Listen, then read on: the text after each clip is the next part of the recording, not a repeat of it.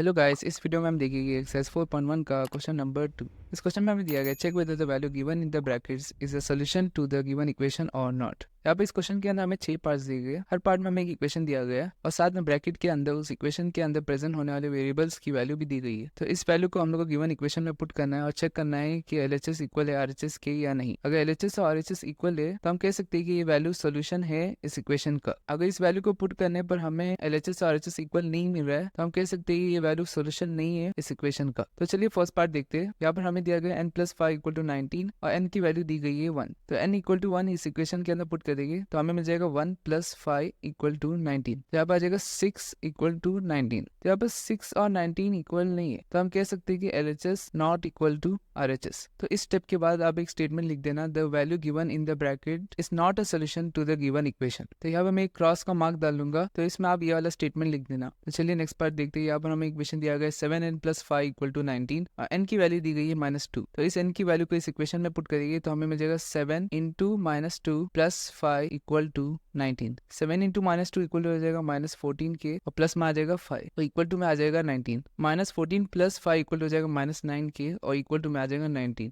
तो ये दोनों वैल्यू भी इक्वल नहीं है तो यहाँ पर भी हम कह सकते हैं कि LHS नॉट इक्वल है RHS के और सेम स्टेटमेंट लिख सकते हैं जो आपने पार्ट 1 में लिखा था। नेक्स्ट पार्ट में हमें इक्वेशन दिया गया है 7n+5 इक्वल टू 19 और n की वैल्यू दी गई है 2। तो यहाँ पर भी n की वैल्यू को पुट कर देंगे तो हमें मिल जाएगा 7 इंटू 2 + 5 इक्वल टू 19। 7 2 हो जाएगा 14 प्लस में आ जाएगा 5 और इक्वल टू हो जाएगा 19। तो यहाँ पर 14 + 5 इक्वल टू हो जाएगा 19 के और इक्वल टू में आ जाएगा 19। यहाँ पर LHS और RHS दोनों इक्वल मिल रहा है तो हम कह सकते हैं कि the value given in the bracket is a solution to the given equation. तो यहाँ पर मैं टिक मार्क डाल रहा हूँ तो अब ये स्टेटमेंट लिख सकते हैं जो मैंने अभी कहा। यहाँ पर राइट साइड में मैं क्रॉस और टिक के लिए स्टेटमेंट लिख देता हूँ।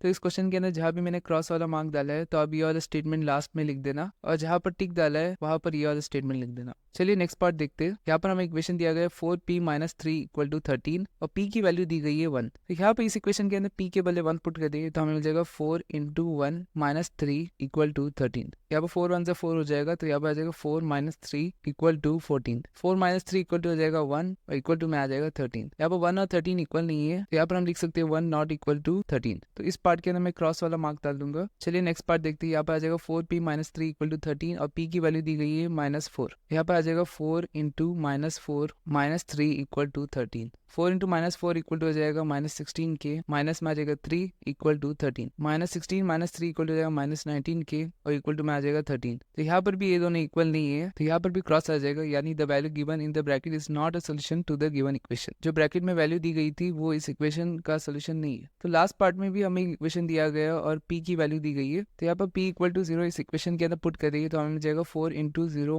- 3 इक्वल टू 13। 4 इंटू 0 हो जाएगा 0 -3 इक्वल टू 13 हो जाएगा। 0 -3 आ जाएगा -3 इक्वल टू 13। तो ये दोनों भी इक्वल नहीं है तो लास्ट पार्ट का आंसर भी हमारा आ जाएगा क्रॉस। तो हमारा क्वेश्चन नंबर 2 कंप्लीट हो चुका है।